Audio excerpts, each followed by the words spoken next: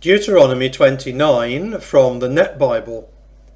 Narrative Interlude. These are the words of the covenant that the Lord commanded Moses to make with the people of Israel in the land of Moab, in addition to the covenant he had made with them at Horeb. The Exodus, Wandering and Conquest reviewed. Moses proclaimed to all Israel as follows: You have seen all that the Lord did in the land of Egypt to Pharaoh, all his servants, and his land. Your eyes have seen the great judgments, those signs and mighty wonders.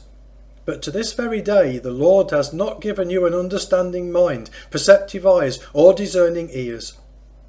I have led you through the desert for 40 years. Your clothing has not worn out, nor have your sandals deteriorated. You have eaten no bread and drunk no wine or beer, all so that you might know that I am the Lord your God. When you came to this place, King Sihon of Heshbon and King Og of Bashan came out to make war, and we defeated them. Then we took their land and gave it as an inheritance to Reuben, Gad, and half the tribe of Manasseh. The present covenant setting. Therefore, keep the terms of this covenant and obey them, so that you may be successful in everything you do.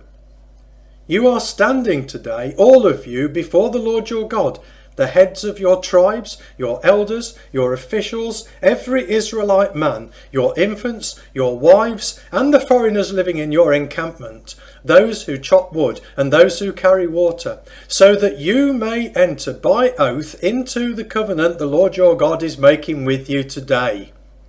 Today he will affirm that you are his people and that he is your God, just as he promised you and as he swore by oath to your ancestors Abraham, Isaac and Jacob.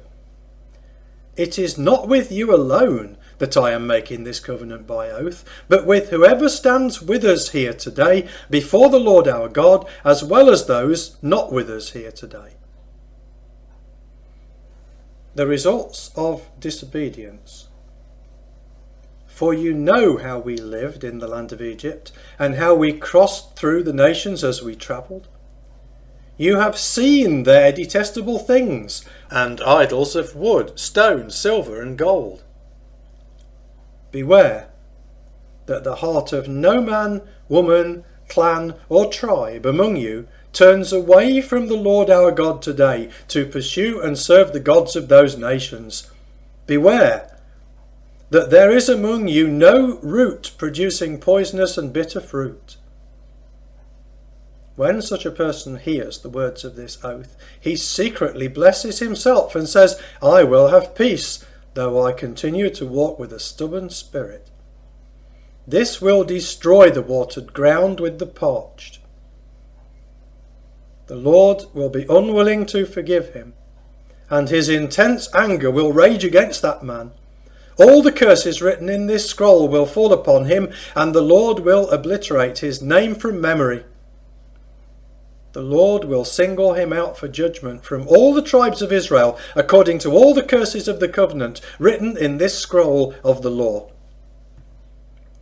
The generation to come, your descendants who will rise up after you, as well as the foreigner who will come from distant places, will see the afflictions of that land and the illnesses that the Lord has brought on it.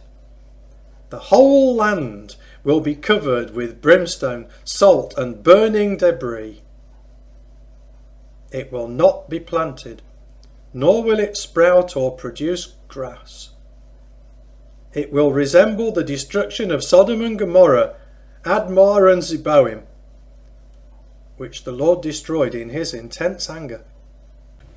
Then all the nations will ask, why has the Lord done all this to this land? What is this fierce, heated display of anger all about?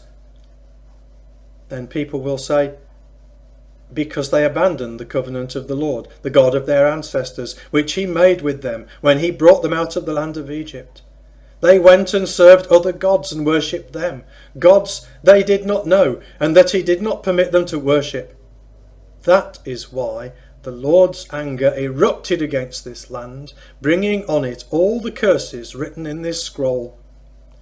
So the Lord has uprooted them from their land in anger, wrath, and great rage, and has deported them to another land, as is clear today. Secret things belong to the Lord our God, but those that are revealed belong to us, and our descendants forever, so that we might obey all the words of this law.